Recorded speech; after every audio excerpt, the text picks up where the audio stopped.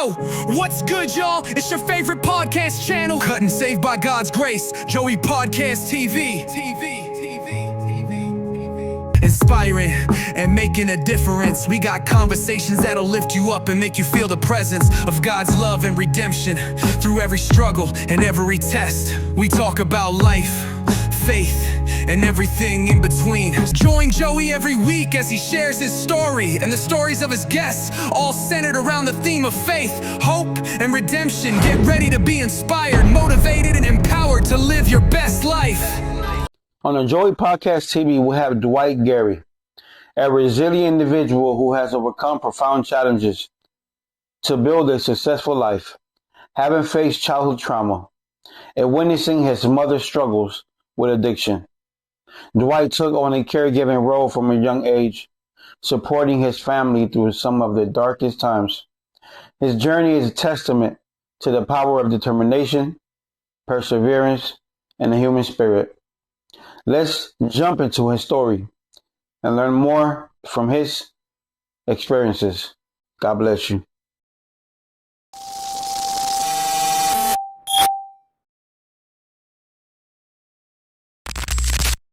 Growing up in Chicago, what were some of the biggest challenges you faced as the oldest of 5 siblings, and how did you navigate them?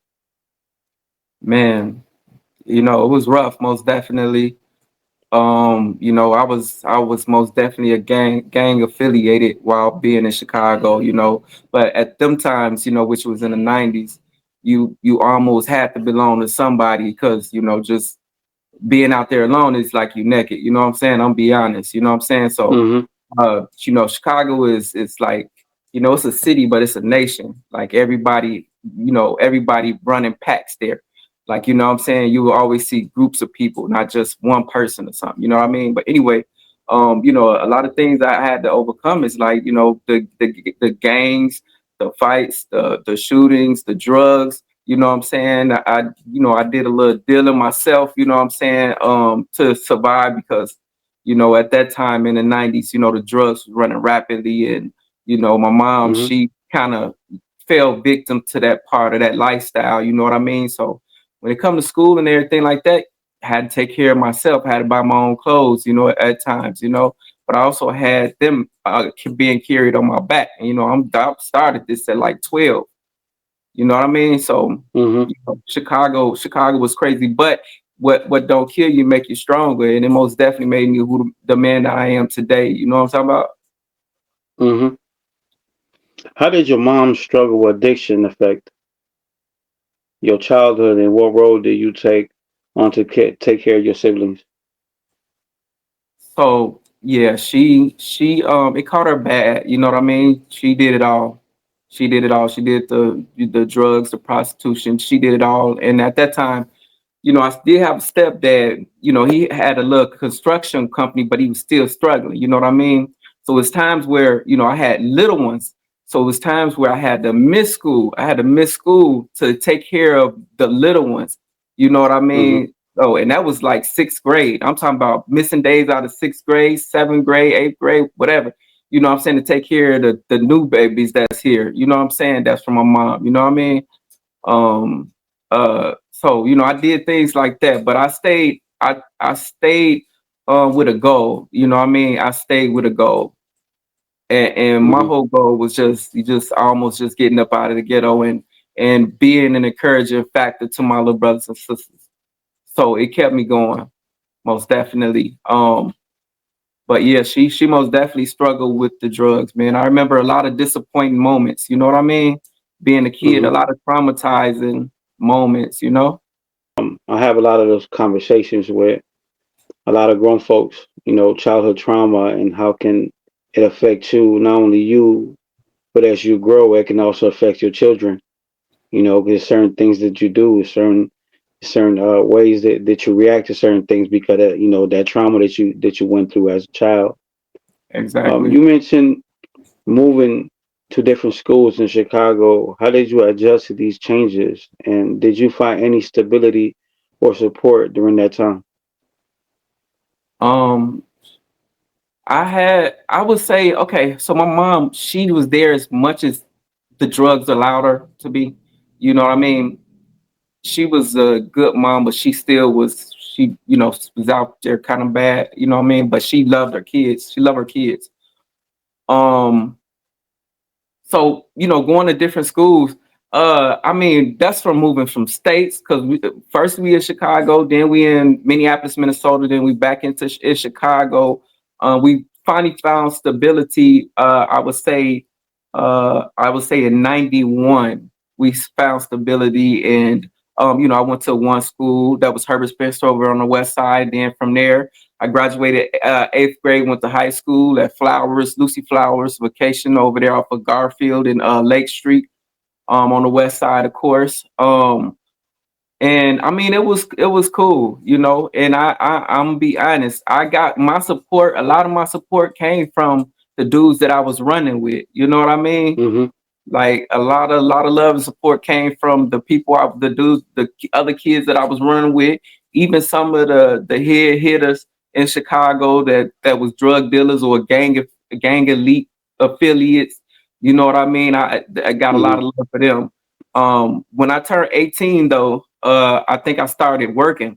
Well, I started working at 15, but it was like little summer jobs, what a teenager can do. Mm-hmm. You know what I mean?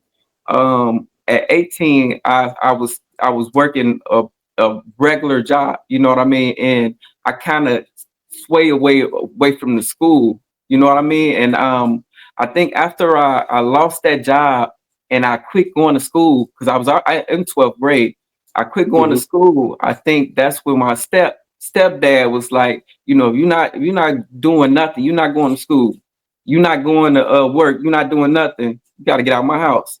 You know what I mean? So Mm-hmm. that's when I transitioned. I made that transition to Milwaukee, Wisconsin, and that was in 1998.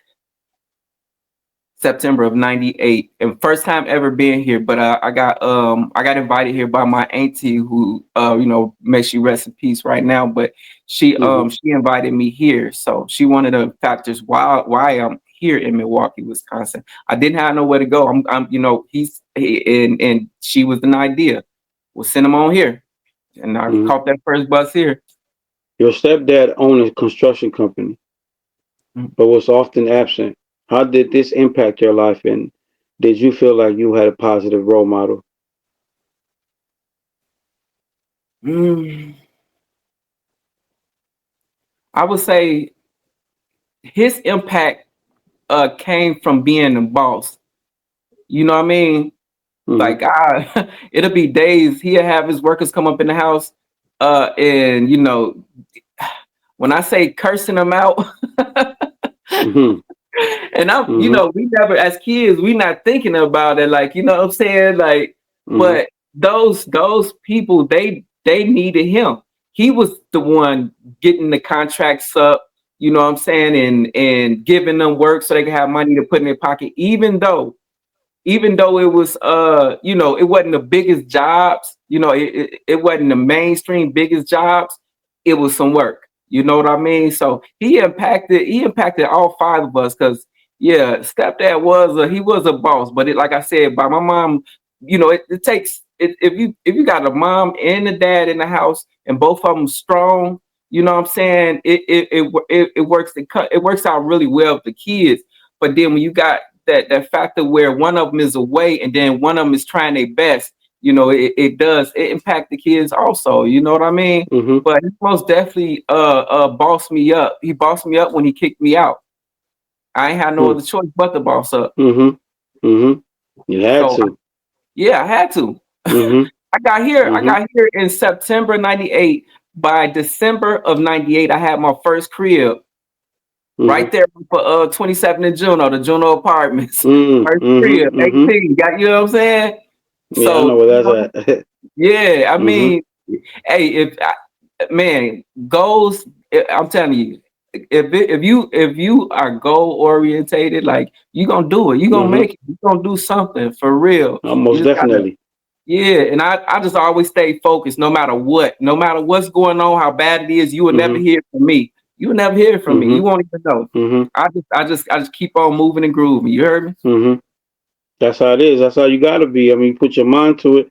You go get it. You know what I mean? Because I mean, well, you can sit here and complain about everything, and sit down and just whine about everything that's going on in your life, but that ain't gonna take us nowhere. And nowhere. You know what I mean? Mm-mm. Nope. You dropped out of school to work and support your family. What led what led you to the decision, and do you think it was the right choice at the time? I really didn't have a lot of choices. Either sell drugs, Mm. go to school dirty, or work Mhm. and Mhm. try to buy my own stuff. You know what I'm saying? And try to help out Mhm. little bro, little sis now. Even pops. Because he wasn't giving me a dime. It was over after Mhm. I turned 16. You remember? I remember Mhm. Mhm. my 16th birthday. I'm thinking I'm finna get some money. You know what he gave Mhm. me? He gave me 4 quarters. Mm. He gave me Mm. 4 quarters. I'm sitting there like, wait, what? Mhm. What I'm gonna do with this? You moved to Milwaukee, started a new life. What were some of the biggest challenges you faced in this new city, and how did you overcome them? Um, the challenges. Yeah, the challenges was different. Me being still a kid and being in this place where I don't know nobody really, and I don't know where anything is at. No family. So yeah, I just got a handful of family here. And that Mm. was even then. I just had a handful Mhm. of. It was just a handful of us. The challenges, though, I would say, um, let me see. It was just getting out and learning where you at was my biggest challenge, and then converting from coming from the Chi-town to the Mhm. Milltown. Like that's a conversion. You know what I mean? So Yeah, 'cause it's different. yeah, yeah. So it was just getting to know how the people were here, and you know what I'm saying, and my way around and stuff like that. Those are the biggest things that I had then, but I got through them by just traveling, just hopping on that big wheels, the bus, Mhm. Milwaukee Transit Authority, hopping on Mhm. the bus and just taking a ride somewhere, seeing some new scenery, and then just making sure that I get back. When I first got up here, they did tell me that a lot of the streets run in numbers. So if you ever think that you lost, like you come down in numbers. If you know your number, like I was on 20th and State. So I know if I get to at least 20, if somebody point me in the other right direction, then I'll be okay. You know what Mhm. I mean? So I used Right. a lot of that, but that was the biggest challenge I think for me is learning a whole new city, man, at being 18. You feel me? And knowing what to Mhm. do, what not to do, who to talk to, who not to talk to. I can't tell you this though. My first morning waking up here, yeah, I still remember it because anything that's traumatized, you're gonna remember it, and that's why it's Most traumatized. definitely. I woke up in the Mhm. morning. I go outside. I'm right there on State Street and 20th, but I'm on State. So I go outside. I go on the porch, and the sun's super bright because Chicago block they buildings block out all the damn Mhm. sun here.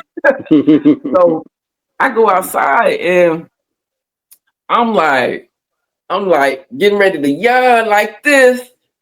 Somebody rolled past in a truck. Two white dudes rolled past in a truck. It was like, nigger. I was like, wait, what? Like that was the Mm. first time that ever happened to me.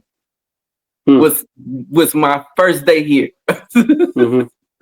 Oh wow. But it was crazy. I mean, I didn't even know what to say. I was like, what the hell just happened? You know what I mean? But Mhm. Mhm. yeah, it was crazy. So it was a lot of just learning the people, man, that's already here, and you know what I'm saying, learning about the Mhm. people too, because you don't want to go somewhere and be a nail out of the door. You know Mhm. what I'm Mhm. saying? Mhm. Like for real. So it was just me converting in. You've spoken about your mom's struggles with addiction, and how did you help her get sober? What was the experience like, and how did it impact your relationship with your moms?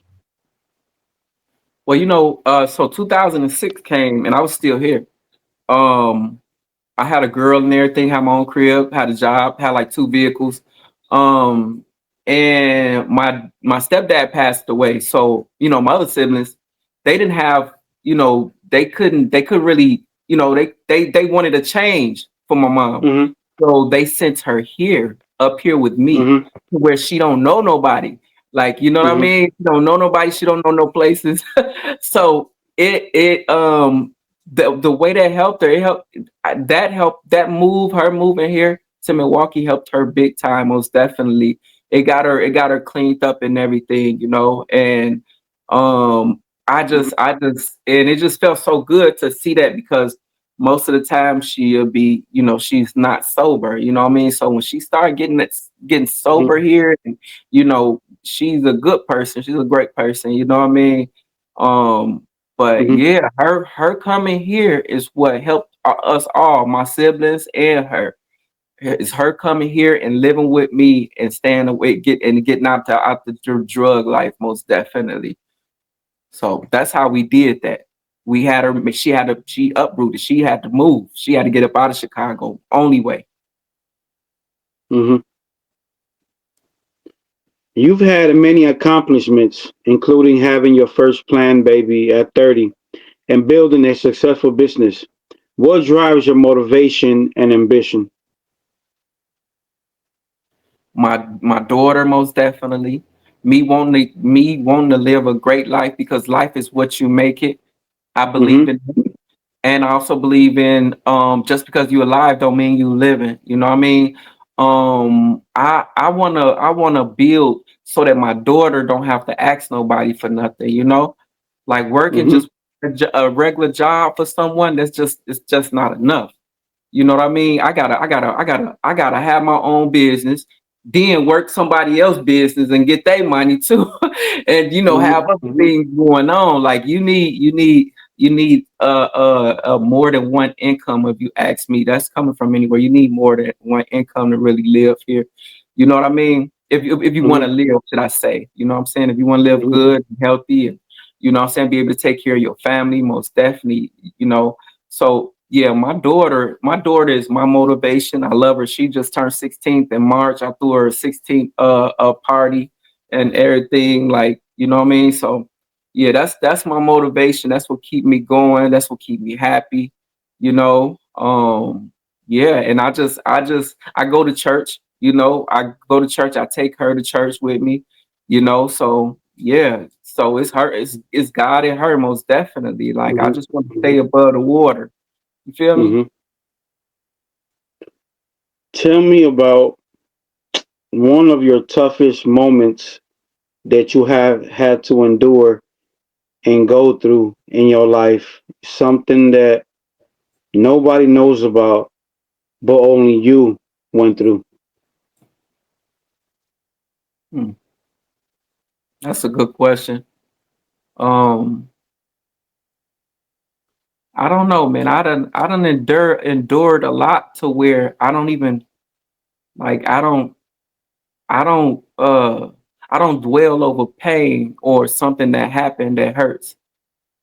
So it hits me, but it don't knock me out. You know what I mean? I don't really have a save moment to where I was just so down and out or something like that. I always been positive, and I always kept a positive attitude about anything that happened. I'm talking about whether it's losing someone, whether it's you know um uh, uh, uh losing whatever it is that you own.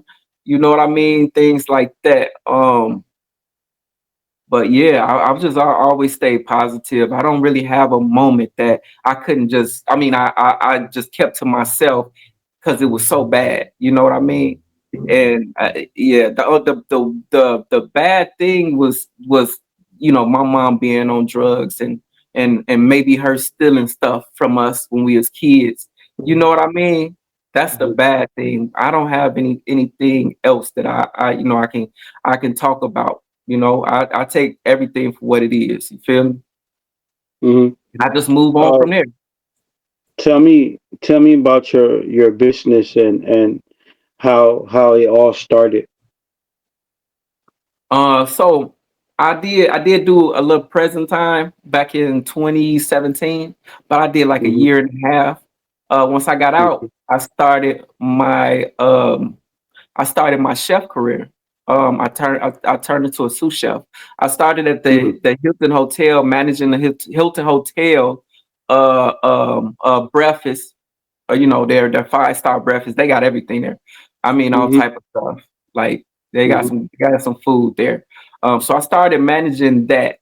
And to be honest, I never thought that I end up in the restaurant business, ever, or even working at a restaurant, cooking for anybody. I never thought I did that, but it come to find out, I actually like it.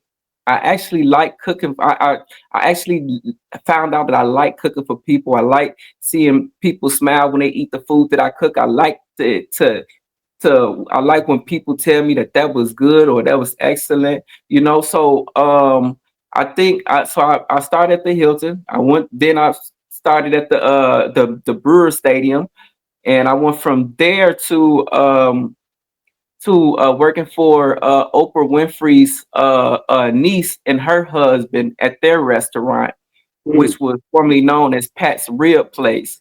So I Mm-hmm. was a chef there, and they're very uplifting. They're a very uplifting couple. I never had a job to where it's like the boss and the bosses are your family. Like these are my familiar. You know what I'm talking about? I never had that, and that's what they are. Like they like that, and they'll uplift you, and they uplifted me a lot, man. They told me, the first time I even thought about having a business when, uh, um, the husband, the owner, told me that, like, he was like, Red, you do real good cooking, man. You should open up you a restaurant.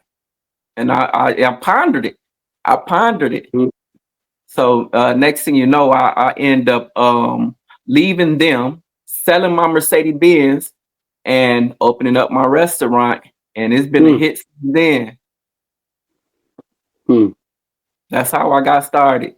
Like that one good message, you don't know what it'll do for someone. You know what I mean? Mm-hmm. That one Mm-hmm. uplifting message, and that needs to be done a lot. Like especially for the youngins. Like I talk to Right. them. Like, I always say, man, you like us as older men, like we gotta holler at them. Just like back in the days, I remember the older gentlemen's hollering at me, like, listen, shorty, you Mm-hmm. gotta get this correct. You know what I'm saying? Mm-hmm. Like you telling me all type of, we come off of morals. You know what I mean? Mm-hmm. A lot of times the morals not being taught like they should here, and that's why it's so Right. much stuff going on with these young kids, bro. Like these morals is not. Remember the specials, the after school specials, and all that stuff Mm-hmm. like that. Like Mm-hmm. they don't even do that no more, bro. Like you know what I'm saying? It's all people just on the phone, just what I'm That's saying? all it is. That's all it is. Yeah. Yeah. So I Yeah. mean, I don't know. It's like the internet is teaching these kids, and it's like it's not good. Mm-hmm. It's not good at all. I mean, we're living in crazy times. Us growing up, and the family morals and values that we had to learn, and the way that we had to grow up, and endure a lot of things growing up. Now it's all about TikTok, Facebook, Instagram, selfies, texting. These youngins nowadays out here, it's either on their phones or playing with guns. Unfortunately, Or stealing it's cars, crazy. bro. It's crazy. Or Yeah, stealing there you cars, go. and it's real crazy because I mean, like even back in the days, at least we'll do something and we'll get Mhm, scarred for it. But these days, these mhm, kids actually dying over one thing that they do. You know what I mean? And it's sad. They young. It's sad. Like man, and man, I try to tell them like, listen, when it comes to these vehicles, especially man. Like, come on, it's serious business. You can either hurt mhm, someone or you can hurt yourself, bro. Like for mhm, real, mhm, this serious mhm, business. And mhm, I'm not trying to be no hypocrite or nothing, because I've stole cars before back in the days, back in mhm, Chicago, I mhm, stole mhm, cars before. But like I said, we'll get scalded and then we'll leave it alone. Bam. You know what I'm saying? These days that don't happen with these kids, man. You know what I'm saying? You got the police, they relentless. They're gonna chase these kids and make them hurt themselves. And I really mhm, think they need to stop chasing these kids in these cars, man. Like you can follow them, let them get their distance, follow them, try to, stop them when you can. But other than just downright cowboy chasing them, you go, Right, you know right. what I'm saying? Yeah, Yeah, yeah, yeah. I mean, yeah, what do because you think? What do you think we need? As a community, to come together or and figure out what can we do or what has to be done to try to help these youngins, better themselves, try to, get them off the streets and find summer programs or after school activities or, because you got places that got all of these, after school programs and things like that. But a lot hmm of times you got to go to these kids, like you got to go to these neighborhoods and snatch them out. It's not about, oh, hmm we got an after school program, come bring your kids. A lot of these kids are so involved, in these neighborhoods, and they're so attached to their environment because that's all they know. That's all they know. That's all they. This is what they see every single day. They see their parents doing it, or their uncles, or their aunts, and hmm and and when it comes to generational curses. I mean, it's like, hmm my uncles, my family been to prison, so that's where I'm going to end up because that's how it goes down from generation to generation. It's like we could break that. A lot of these kids don't understand that we could break that. We could break these generational curses that I don't have to go to prison because my uncle did or my father did. I could break that, and like you went to prison, you came out, and now you have your own business. You hmm have to make you got to make sacrifices. You have to fall hmm down a few times and get back up. You gotta get these bump and bruises through the journey. But at the same time, you live and learn. You live and learn. That's the main thing. Man, that's the main thing. You live and you learn. You know what I'm saying? And then you keep on living. You do better. And you get better. You know what I mean? Yeah. Influence is something else, man. Influence is something else. Like, and it Mhm. starts from the inside of the house. It starts from the mom, the dads, the family. Like, you know what I mean?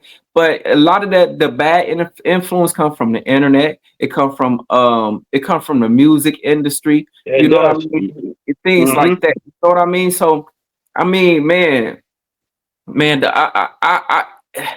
only way I feel that you know these young people gonna get it right, man, is if they stand for something, man, so they don't fall for anything. You Mm-hmm. even if you join a church, you go to church, at least go to church two Sundays out the month. You know what I'm saying? I ain't Mm-hmm. actually to be an angel or nothing, but it will Right. install some morality, give you some Right. morality about themselves. A lot of Right. these kids, they ain't been in no church.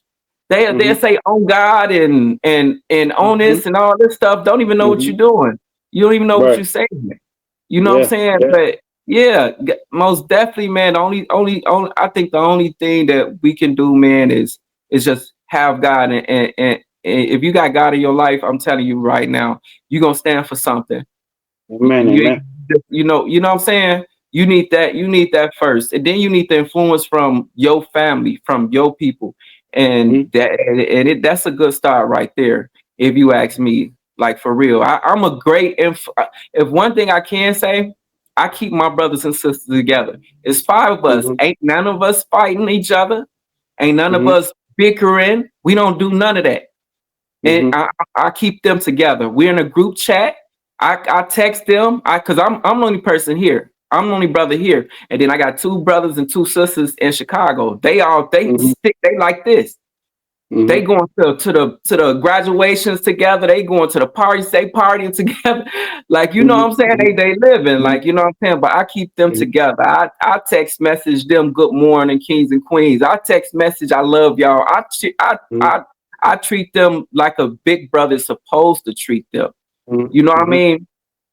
If they got something to say or if they got an attitude or anything like that, I've we've have had arguments before, and there has been times where the argument of stem, it'll be the first argument, and instead of them speaking intelligently to me, you probably get some curse words. I toned all that out. toned all that out. They don't do that no more. Why? Because Mm-hmm. I talk to them like, listen, I don't care about you being upset. You can be upset. In fact, you know what I'm saying? We can agree, disagree, whatever. But you got to learn how to. I know you mad. You got to learn how to talk to me though. You got to learn Mm-hmm. that you can use better words than what you're using. You know what I mean? And so I talk to them like that. Like, you know what I'm saying? I talk to them intelligently whenever I talk to them. You know, it's always cushioned. It's always big brother love. Like, you know what I'm saying? I'm not scared to tell my little brother, I love you, bro. Like, you know what I'm saying? Like, they know that. They know that. Mm-hmm. So it's all on us if you ask me. Looking back on your journey, what advice would you give to your younger self? And what message do you hope to share with others who may be facing similar challenges? I would tell my younger self, save. Save all your money. Put Mm-hmm. up some money somewhere, bro. Like, put up some money somewhere and just let it start accumulating, bro. Put up some money. Because I'm telling you, being an adult is not the easiest thing in the world. It's not. So I would tell my younger self, because I can't say I did do, besides not graduating high school, I did do or going back to school also. I did a couple of things correctly as I should. You know what I mean? But I wish I would have been saving up, and investing and stuff like that. So, things can be a little bit easier, you know what I mean? But so right now, whatever comes, I'm getting it out the mud. Like, I gotta work for it. I run to the Mm-hmm. money. I don't let the money run to me no more. I run to the money. You feel me? Mm-hmm. So yeah, I would tell my younger self that, man, save them chips. Don't be spending everything on potato chips and soda pops and stuff like that. Mm-hmm. Mm-hmm. Put some of that change up for real. Mandatory. I'm telling you, it is go a long way, man. I'm telling you, and also, I can't say this. I will also tell my younger self, man, like, because I used to smoke bud too. I smoked marijuana, you know what I'm saying, and I stopped that years ago, back in 2014 or so. Mm-hmm. But I would tell my younger self, like, don't even do it, bro. Save your money, put that money up. You giving that money away, put that money up. You know what I mean? So I teach my daughter, never become never have an addiction, and that's to I don't care if it's a person, I don't care if it's coffee, cigarette. Don't have it, no addiction. Don't be addicted to anything. Be able to leave whatever you have to leave. You know what I'm saying? Be able to walk away easily, because like Mm-hmm. being addicted to anything, including people, is not good. It's not good. Like, you know what I mean? It's not good. It'll keep you in one place, most definitely. So I teach her all the time. It's a couple of things that I tell her. I said, listen, I don't want to hear that word can't, because you can do anything if you try your Mm-hmm. best. You know what I'm saying? That's for one. You can also be anyone you want. You can be anything you want to be. You know what I mean? And I tell her, and I also tell her, never be addicted to anything or anyone. So that's what I teach my baby. Because I want her to be strong, whether I'm here or not. I want her to be Mm-hmm. strong. You growing up facing adversity, facing challenges, going through childhood trauma, being there for your parents, especially your mother, while she was fighting, addicted to drugs, being there for your siblings, putting yourself last to be there for your family. Your father was often absent. Your mother was going through a struggle, but you remain strong through it all. Growing up, you ended up in Milwaukee. At the same time, you tried to fight your mother's battles. When I say that, it's when you try to help your mother get sober. You know, me growing up, I went through kind of the similar thing with my father when he started consuming alcohol and getting drunk and doing drugs and being under the influence. So trust me, I know how it feels, and I know how, it's what it feels like to go through sleepless nights because what your parents are going through, and you have to be there for your siblings.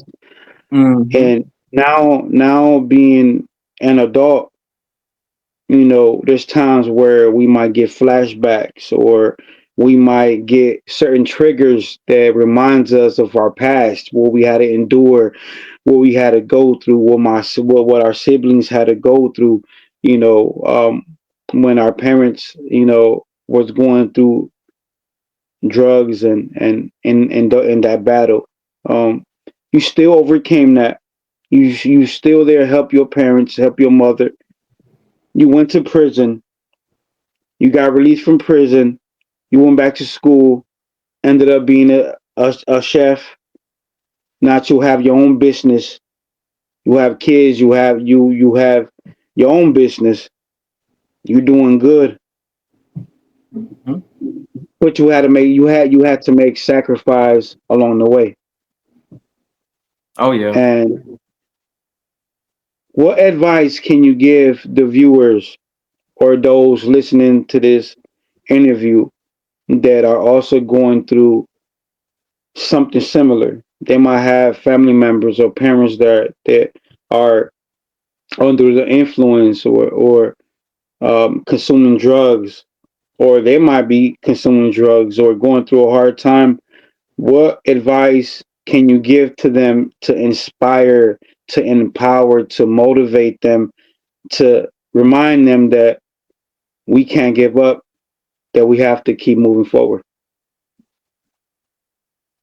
Um, I can say, like, I know things happen. Sometimes things happen for a reason. Sometimes things happen without a reason. But Mm-hmm. you gotta, if you can, in fact, you can persevere. You can persevere because I'm that type of person that I know that it's people going through way worse than what I'm going through. A lot of times you got to look at the brighter side of the thing and just keep it moving, keep it pushing. Because I mean, like, the worst that can happen is you not being here. Other than that, as long as you breathe, you can always change the following day, or you can change the right now. As long as you're here, you can change things, and that's what keeps me going. As long as I'm here, I can change things. I can't change anything if I'm not here. If I'm poor and I'm out in the slums, as long as I got wind blowing through me, I can change that. As long as I put my mind to it, and if that's what I want. Yo, somebody said a quote. They said if your condition if your conditioning changes, your condition changes. Mm-hmm. So, like I said, you gotta persevere and know that, as long as you're here, you can always change things. I appreciate you taking the time to be on the podcast and share your story. I'm sure those who listen to this interview could most definitely get something from this.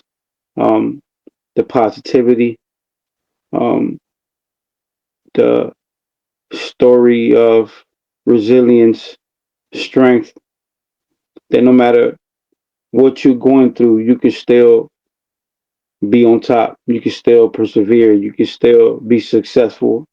Don't matter where you've been through, no matter how many times you fail, you get back up and you continue to move forward. So I appreciate you to take time to be on here. Right, man. Most definitely. I appreciate you too, brothers. You spreading the words, like, what I'm saying. And if a lot of more podcasts can be as positive as you, most definitely things can and will change. You know what I mean? So keep Most doing your definitely, thing. Most definitely keep doing your thing. definitely appreciate it. God bless, and until next time. See what's going on with Milwaukee, man. I come through the market, man. Brother in there like, yo, come here, low. Hold up, man. What's going down, man? Pastor Real Place, Oprah Winfrey, owned by her niece. We out here. We downtown Milwaukee, Wisconsin. Milwaukee, Water. I see you big time. What? What's up, brother? Much love. Yeah.